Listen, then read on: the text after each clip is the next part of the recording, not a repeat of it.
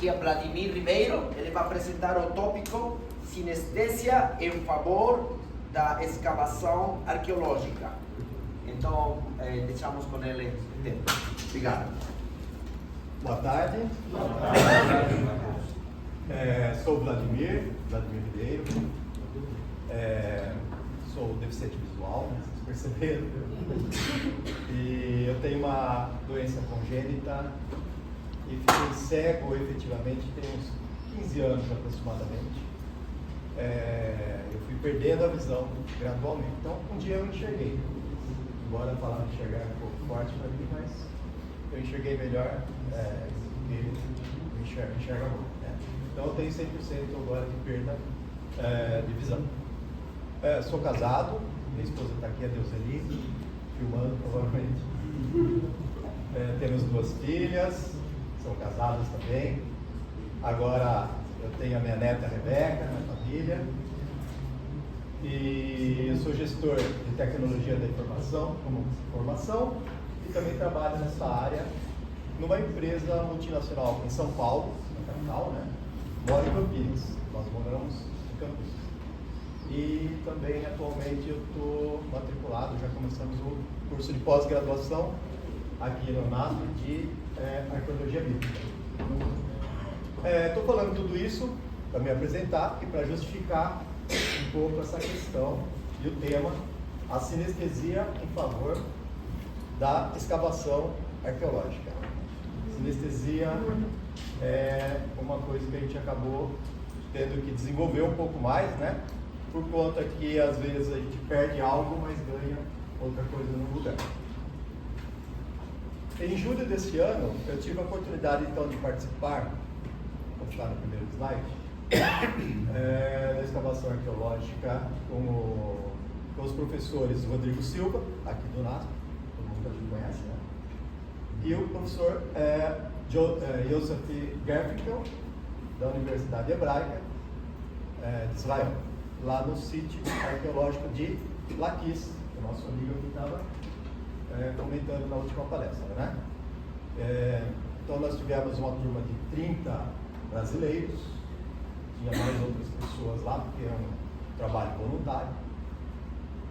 E nessa ocasião, através das palavras do próprio coordenador da escavação, o professor Joseph Gerfinkel, eu fui o primeiro cego a participar de uma escavação arqueológica, hands-on, mão na massa, efetivamente. Né? Pelo menos aquilo que ele tem conhecimento. Né? Isso aí não está catalogado no Guinness Book, tá? Mas, por enquanto, estou reivindicando o primeiro. Tomara que eu não seja, né? Pode ir. Tomara que eu não seja, porque significaria que teria já outro, né? Mas ele causou um pouco de espanto, um pouco de estranheza, numa primeira passada de olhos, assim, né? Por parte da coordenação, né? E que esse cego está fazendo aqui, né? E requereu um pouco de cuidado, mas a gente não está sozinho nesse mundo, né? Então, esse foi o meu primeiro contato e teve assim, uma mudança de percepção muito grande de minha parte. Inclusive, eu pensei que eu ia ser lá um café com leite, uma pessoa ali que ia ficar mais ou menos fingindo que estava participando, para sair na foto e a coisa não saiu do jeito que eu planejei. No segundo slide, que eu vou pedir para você, vai passar? Só um segundinho. Tá. Muito além da inclusão social. Muito além. Quando uma pessoa com deficiência, às vezes participa de alguma coisa, existe hoje em dia uma coisa muito conhecida como inclusão social. Né? Isso serve para vários níveis, né, da sociedade. E, para mim, num primeiro momento, eu não estava pensando em inclusão social, nada, estava pensando mesmo na experiência de ir lá com o professor Rodrigo Silva e a equipe participar de uma escavação arqueológica. Mas foi além de uma inclusão social. A gente conseguiu perceber que a sinestesia, o trabalho manual, o tato, ele começou a ser os meus olhos. E ele deixou de ser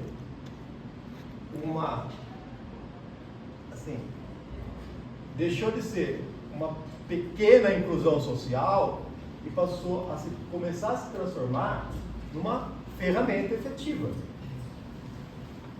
Vou explicar melhor isso para vocês, né?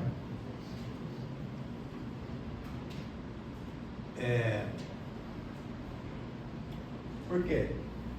A arqueologia tradicional depende da visão, né? Se vocês já viram, participaram, tem aqui alguns colegas, inclusive que estão com a mesma camiseta, nós estamos juntos, né?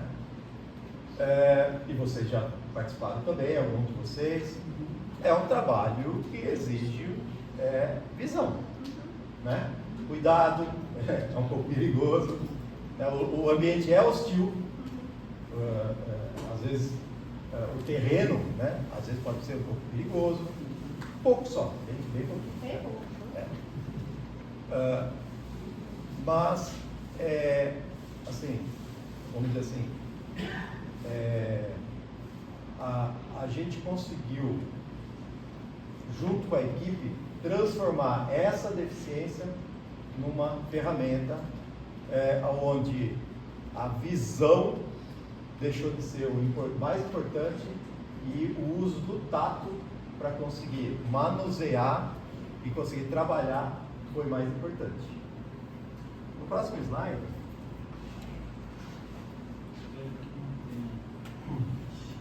bom, o método que a gente acabou usando, né, foi um método não só de observação, mas um método de participação. Eu pensei, no primeiro momento, como eu já tinha dito para vocês, que quase eu ia lá para ficar observando, não com os olhos, né? Mas eu acabei participando aos poucos, né? E aí a gente trabalhou tanto a remoção, a remoção da estrutura, a escavação propriamente dito, a identificação de objetos, de artefatos, principalmente artefatos cerâmicos, né? E muitas vezes eu pude antecipar até mesmo alguma coisa que, olhando com os olhos, não se percebe, por conta que ali a terra e o objeto e a cerâmica e uma pedra e alguma coisa se torna uma coisa só. Mas quando eu tirava a luva, a gente trabalha com luva, né? Mas tirava a luva para tentar identificar melhor algumas condições ali do local, eu conseguia às vezes até antecipar que estava próximo de achar algum artefato, alguma cerâmica, usando as mãos, usando o tato, né? Porque com os olhos a pessoa tem uma noção. Pondo a mão e com essa sensibilidade mais aguçada, e aí então a gente conseguia ter uma vantagem, vamos dizer assim, né, das pessoas videntes, das pessoas que enxergam, né? Então, eu praticamente comecei a enxergar ali com as mãos, né, e trabalhar como um igual, né, enchendo ali as carriolas, até mesmo transportei um pouco de entulho só para sair umas fotos, né, mas até ligado pelo professor Rodrigo em hebraico, né? E aí eu comecei então, né, nós trabalhamos 5 dias nesse sítio, e eu comecei então a perceber por mim mesmo, né, que eu não estava ali só passeando, que eu estava ali de café com leite, que eu estava ali assim, uma mera imersão, uma mera inclusão social. Sim, eu estava ali trabalhando normal, independente da minha condição. Eu deixei de ser uma pessoa com deficiência visual, vamos dizer assim, né? Deixei de ser uma pessoa fazendo parte de uma inclusão social. Eu deixei de fazer parte de um grupo ali de risco, de um grupo de problema, e no meio da condução da coisa, eu estava como uma pessoa igual como pessoa trabalhando ali, sendo cobrado e sendo tratado como qualquer outra pessoa, né? Isso que foi assim, o diferencial da experiência, né? Próximo slide. O valor científico da sensibilidade.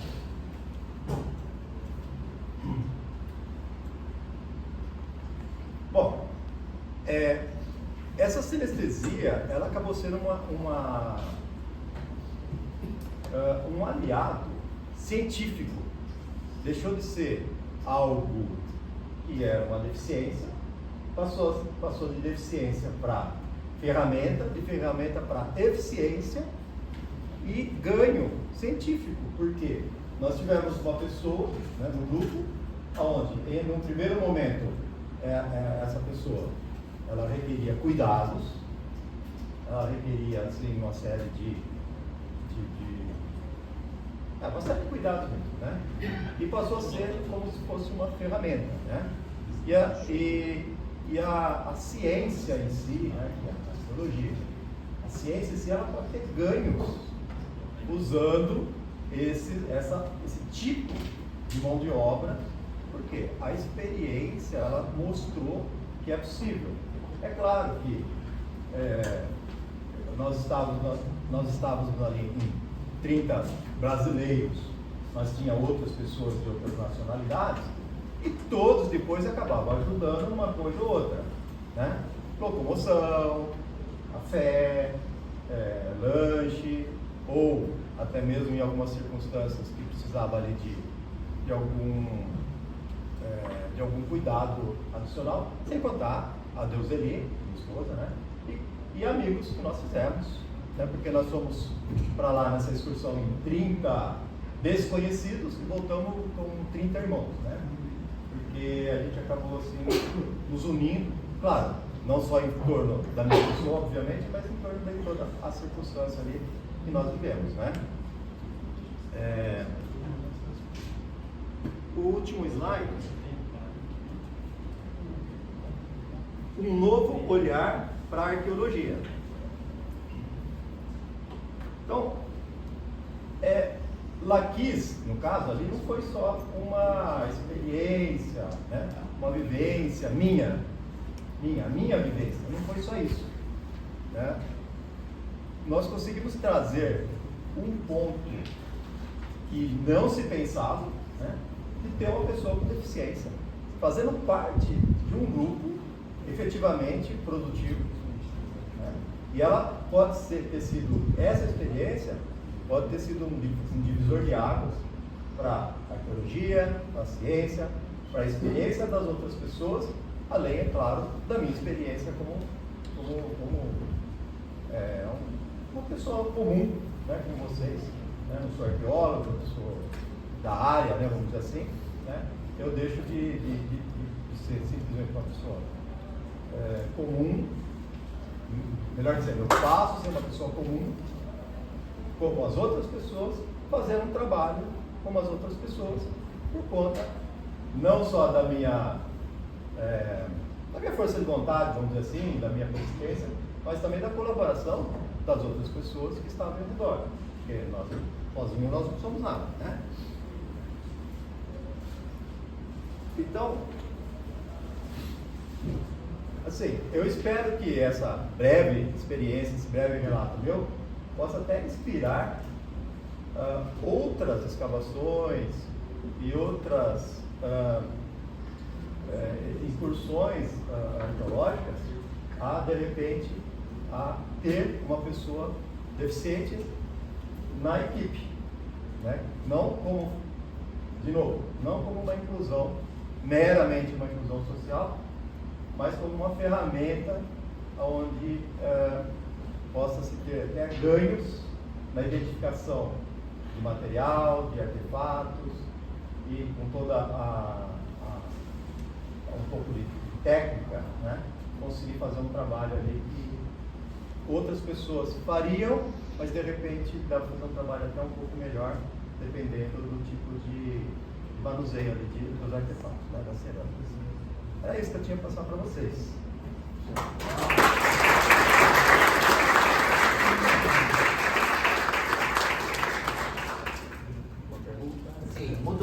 Vladimir, estamos muito inspirados, na verdade, por sua apresentação. Tem perguntas. Vamos aí uma pergunta e depois lá outra pergunta. Por favor. Vladimir, Sim. o que te levou a fazer esse curso de pós-graduação em arqueologia? Boa pergunta. Na verdade, foi a experiência que eu tive lá em Laquis, né, que me despertou a possibilidade. Depois dessa experiência que eu entrei no curso de pós-graduação em arqueologia bíblica aqui do NASA. Então lá em Laquis eu tive esse despertar, porque até então a arqueologia para mim era Indiana Jones, né? Então eu fui lá meio que brincando, né? Falei, eu vou ser o Indiana Jones, mas depois isso aí acabou despertando por causa da seriedade, inclusive dessa questão que a última palestra do nosso amigo, acho que Bruno, né?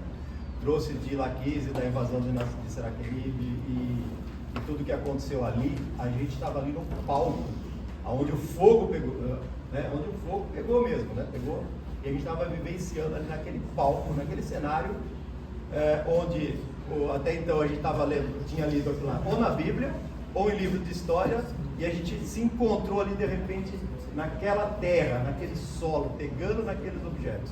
Então isso aí despertou assim, e agora a sede aumentou. Obrigado. Tem uma pergunta mais lá. Sim, só eu achei interessante. Você tem que usar a sensibilidade, né? Para identificar as peças. Você tinha que usar as luvas ou sem as luvas era melhor? Sim, assim, tinha obrigatório usar luvas. EPI, né? Não só luva, mas todo o cuidado, né?